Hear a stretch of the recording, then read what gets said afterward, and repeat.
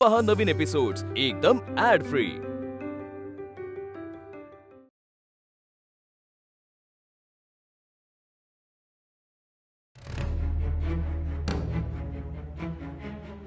भूपाळराव, मुळात हे पत्र कोल्हापूरहूनच आलंय, याला आधार काय? अहो पण शास्त्री बुवा, पत्र कुठून आलंय यापेक्षा त्यात जे लिहिलंय ते जास्त महत्वाचं आहे असं मला वाटतं. नाही आपटे, या विषयाची सखोल पडताळणी न करता निष्कर्षापर्यंत पोहोचणं हे जरा घाईचं ठरेल. अहो पण बळवंतराव, या पत्रात लिहिलंय ते गंभीर आहे आणि जर का ते खरं असेल तर वेळ दवडणं घातक ठरेल. नाही आपटे, हे प्रकरण वाटतं तितकं सोपं नाही. त्यामुळे काहीही छापायच्या अगोदर आपण खातरजमा करायला हवी. अहो पण कशी? आपण कोल्हापूरमध्ये पगारावर एखादा माणूस नेमला तर? छे, त्यापेक्षा मला असं वाटतं की ही जबाबदारी आपण कुठल्या तरी विश्वासू माणसावर सोपवायला हवी.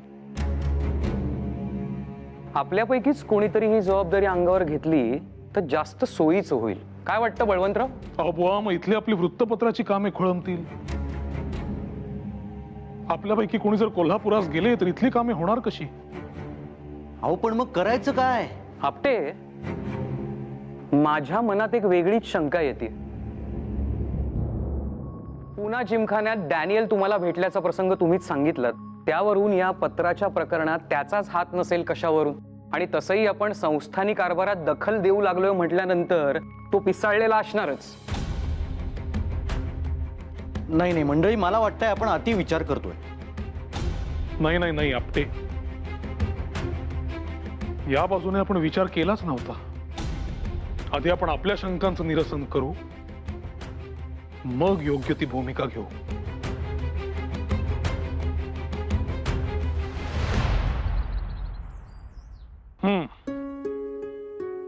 मग अशी तुम्ही माहितीच्या स्रोतांबद्दल काय सांगत होता? बळवंतराव, मी हेच सांगत होतो की एखादी बातमी सर्व बाजूनी तपासून छापायची तर माहितीचे स्रोत तसे हवे. आणि दुर्दैवानं नेमकी याच गोष्टीची कमतरता आहे आपल्याकडे. म्हणजे गंमत बघा ना, एखादी बातमी जेव्हा खरी का खोटी असा प्रश्न आपल्याला पडतो तेव्हा खरं तर ती बातमी खोटी नाहीये ना हेच तपासून पाहत असतो आपण. आणि एकदा का ते सिद्ध झाले की मग उरते ती फक्त सत्यता.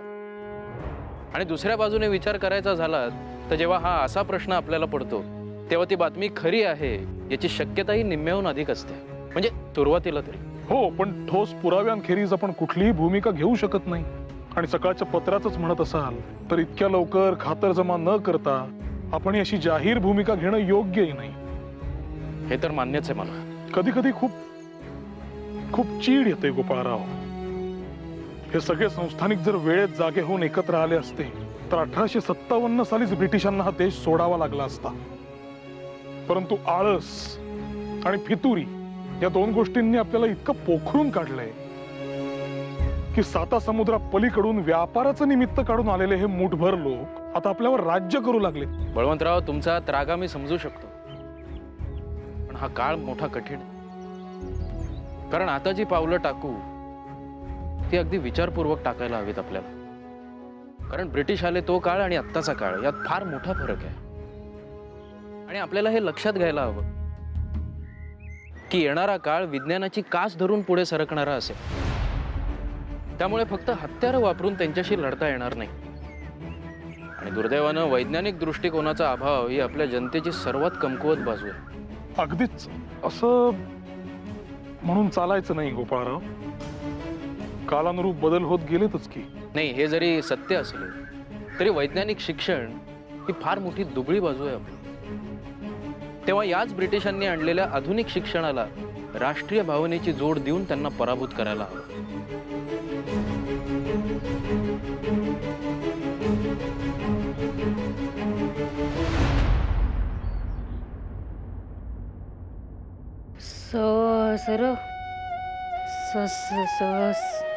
सहसर अगं बे, हे काय?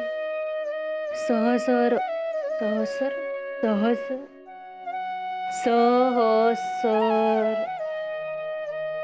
सहसर सहस्त्रबुद्धे.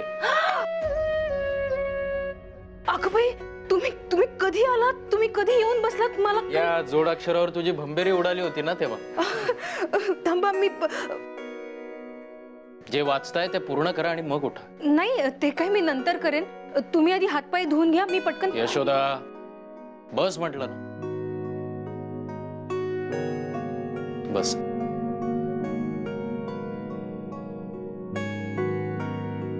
यशोदा तुला सांगतो, हे जे तू लिहायला वाचायला शिकतेस ना, अगदी उत्तम आहे. आता यात खंड पाडू नकोस, कारण येणाऱ्या काळामध्ये शिक्षित व्यक्ती हीच खऱ्या अर्थाने सैनिक असणार आहे.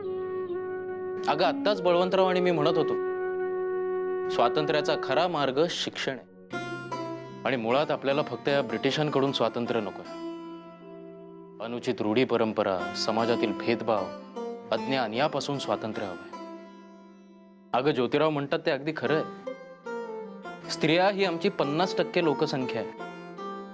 त्यामुळे ती जर अशिक्षित राहिली तर आमचंच संख्याबळ कमी होणार आहे. जेव्हा घरोघरी असे ज्योतिराव आणि सावित्रीबाई निर्माण होतील ना, तेव्हा खऱ्या अर्थाने आपला देश सुधारायला सुरुवात होईल. आणि मी तुला याआधीही सांगितलंय, तुझे हात चुलीनं काळे होण्यापेक्षा शाईनं काळे झाले तर मला अधिक आवडेल. काय हो. वाचा. आलोच.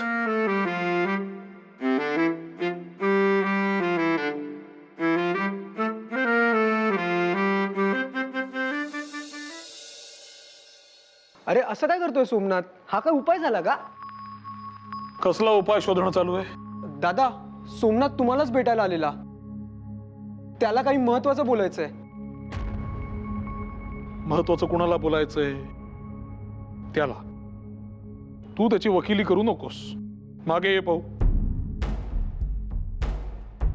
बोला सोमनाथ, काय महत्वाचं काम? टिळक सर, यापुढे मला शिकता येणार नाही. शाळा सोडायचं म्हणतोय मी. काय बरं, शाळा सोडण्या इतकी काय मोठी समस्या आली? नाही गुरुजी, म्हणजे कारण असं आहे म्हणून असा निर्णय घ्यावा लागला. नाही म्हणजे पैशाची चणचण आहे म्हणून. इतकंच ना? शिक्षणासाठी पैशाची काय आवश्यकता आहे? हे कसे कर, फी मध्ये सवलत घे आणि शिक्षण चालू ठेव. तू आता प्री मॅट्रिकला ना? पण सर, मी तसाही अर्धनादारीवरच शिकतोय. तो प्रश्न नाहीच आहे. पण नुसतीच फी नाही, शाळा म्हटलं की इतर खर्चही आलाच. आणि शाळा सोडली का हा खर्च वाचेल, 4 पैसे गाठीशी येतील. काहीतरी काम धंदा करीन म्हणतो. घरी माझ्याहून मोठ्या 4 बहिणी आहेत. उद्या त्यांची लग्न करायची झालं तर माझ्या वडिलांवर. सोम्या, इथं तोंड काळ करत बसलास बाहेर. मी मी गाव शोधतोय. गाव शोधतोय. हे विद्या मंदिर आहे, गावाचा पार नव्हे. त्यामुळे हा गोंगाट बंद. समजले? बोला आता, कोण तुम्ही? काय काम आहे? टिळक सर, ते बाबा आहेत माझे. टिळक सर? सर, अहो उठा बुवा, काय करताय? अहो आज मला देवाचं दर्शन झालं. असं म्हणू नका. काय झालं मला सांगा. मास्तर, अहो तुमचे लय उपकार आहेत आमच्यावर. असे म्हणू नका. त्या पोराला बुक शिकण्याची आवड लागली. आणि तसं माझं पोरग लय हुशार आहे बरं सर.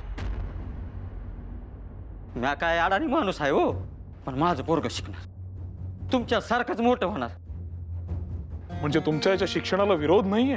नाही वा, मी कशाला विरोध करतोय? अहो सकाळपासून याच्या डोक्यात भूत शिरलंय.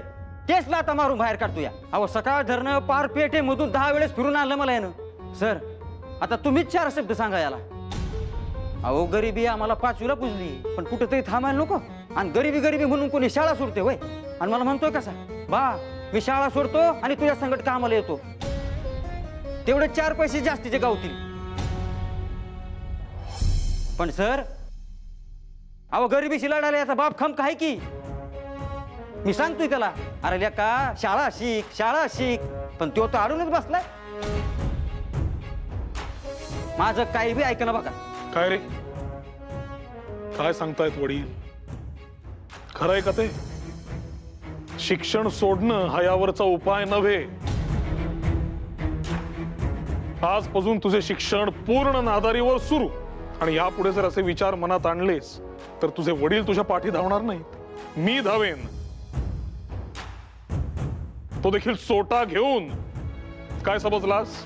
हो सर. बुवा, तुमची आर्थिक परिस्थिती तुमच्या मुलाच्या शिक्षणाच्या आड येणार नाही. मी येऊ देणार नाही. समजले? शब्द आहे माझा. निश्चिंत राहा. दीनानाथ, सोमनाथला कारकुनाकडे घेऊन जा आणि पुढचं काय ते बघा. हो दादा. या यशवंत हो. येतो सर. येतो सर. या.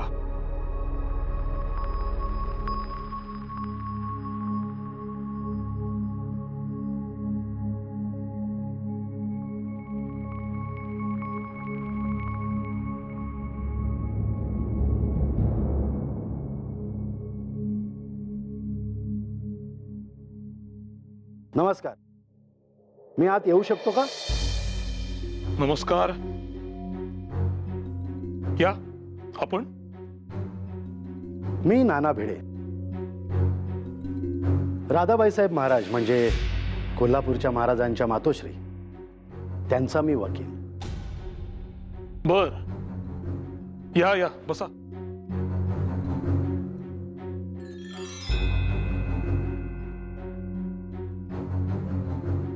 घ्या पाणी घ्या नाना. नाही नको.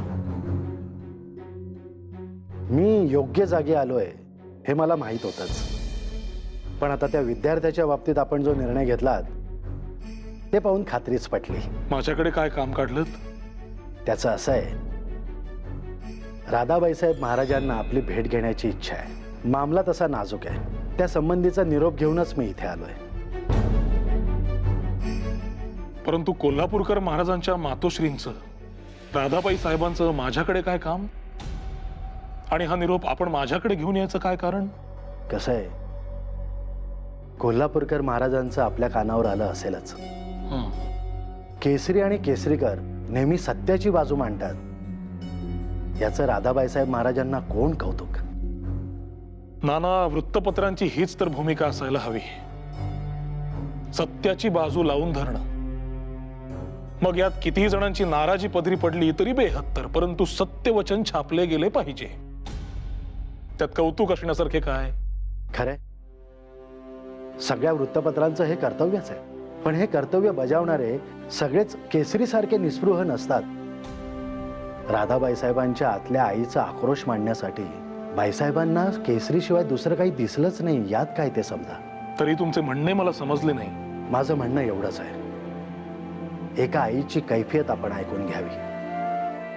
आपण भेटू, बोलू, नंतर काय हवा तो निर्णय आपण घ्यावा. ठीक आहे, भेटण्यासाठी तयार होता मी. नमस्कार.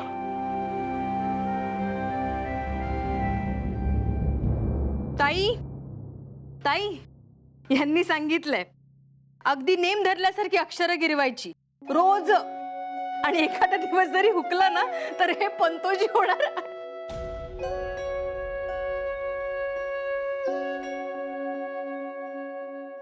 ताई, काय कुठे लक्ष? काय म्हणाला? ताई, आता झालं ना. आता आता दुसऱ्या कशात तरी मन रमवायला नको का? मन रमवण्याचा प्रयत्न करतेच आहे. हे पहा, शिवणाचं काढलंय ना. हे काय? हे तर नेहमीच आहे. माझा पाठ बघा किती पुढे गेला. तुम्ही नाही ना केलात सराव. आता झाल्या गोष्टीला आपल्याकडे काही उपाय आहे का?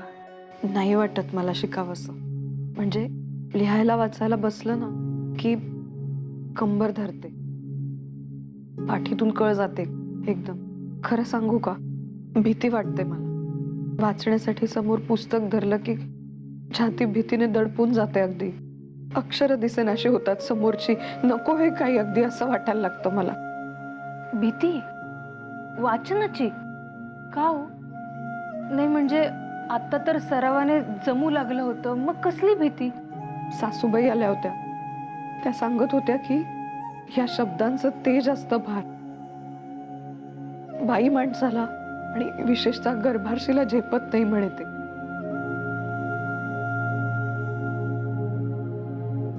माझ्या पोटातला जीव म्हणूनच. खरंच झालं असेल का हो असं? म्हणजे माझ्या शिकण्याचा परिणाम त्याच्यावर हो असेलच, म्हणूनच झालं असेलच. नाही हो ताई, हे असं काहीही नसतं.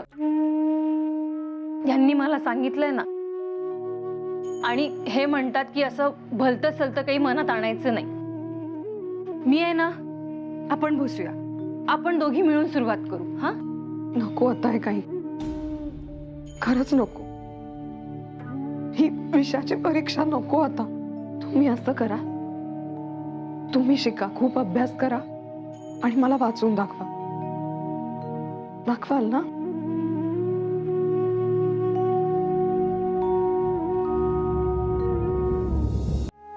या बसा. आपण आल्याची मी बाईसाहेबांना वर्दी देतो. अलका,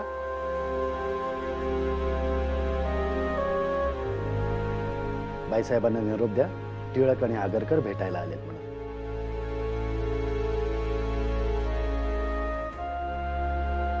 आपण भेटण्यास तयार झालात. बाईसाहेबांना फार संतोष झालाय.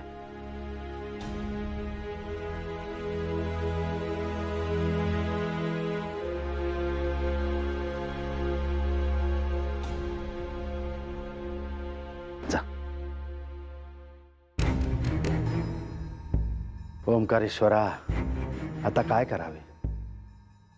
काय झाले नाना?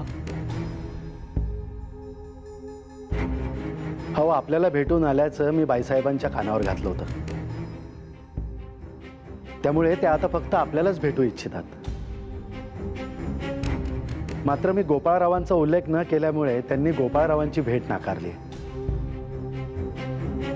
तुम्ही फक्त एकट्यानेच या असा निरोप धाडलाय. हा काय विचित्र प्रकार आहे नाना.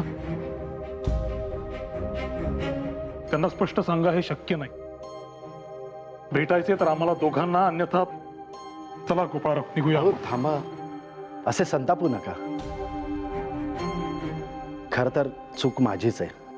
आपल्याशी परिचय झाल्यामुळे मी फक्त आपलेच नाव सांगितले आणि विषय नाजूक असल्या कारणाने बाईसाहेब फक्त काळजी घेऊ इच्छितात इतकंच आहे ना. काही गोष्टी षटकर्णी होऊ नये असं त्यांना वाटतं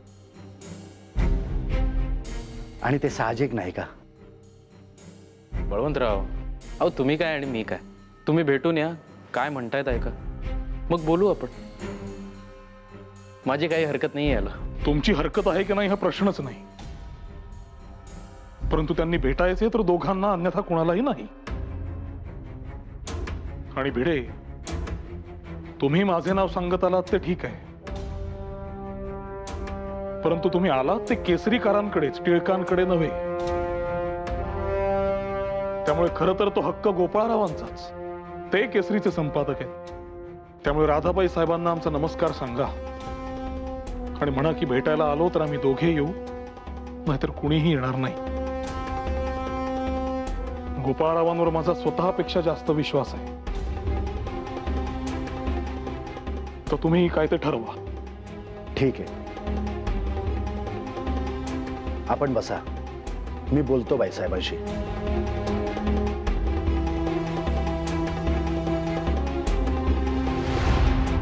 बळवंतराव, मैत्री राखावी तर तुम्हीच. मैत्री तर आहेच, परंतु हा केसरीच्या प्रतिष्ठेचा प्रश्न आहे. मालक मोठा की संपादक, तर वृत्तपत्राचा संपादक मोठा मानायला हवा. नाहीतर कागदावर काय ज्ञानेशाची ओवीही छापता येते आणि छछोर लावणीही.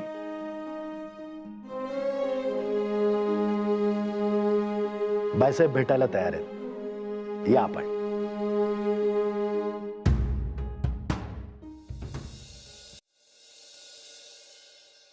या.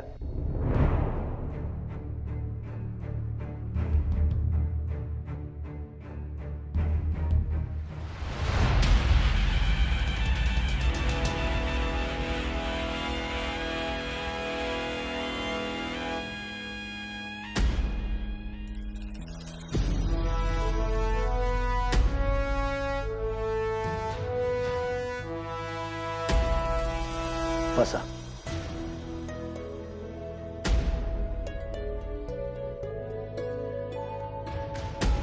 बळवंतराव, गोपाळराव,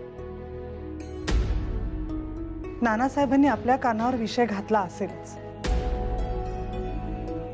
राधाबाई साहेब, तुम्ही आमच्यावर जो विश्वास ठेवलात त्यावर आम्ही पूर्ण खरे उतरण्याचा प्रयत्न करू. मात्र जे काही आहे ते कुठलीही भर न घालता मनमोकळेपणे सत्याने सांगा. जे सत्य आहे तेच इतकं पिळवटून टाकणार आहे की त्यात आणखीन भर घालणं शक्य नाही. हे कृत्य करणाऱ्याने इतकं क्रौर्य कल्पनेतही आमच्याकडून करवणार नाही. आणि जे कल्पनेतही आम्हाला सहन होत नाही ते आमच्या पोटचं लेकरू भोगतंय बळवंतराव. आपणास ठाऊक असेल की छत्रपती शिवाजीराजे महाराज दत्तक गेले आहेत. होय. मात्र त्यांना वेडसर ठरवून त्यांच्यावर विलायती उपचार चालू केलेत. आणि हे सगळं करण्यामागे त्यांची दत्तक मातोश्रीबाई आणि दिवाण बर्वे यांचं संगनमत आहे. महाराजांना महालात कोंडून मारहाणीपर्यंतचे प्रकार गेलेत असे समजते.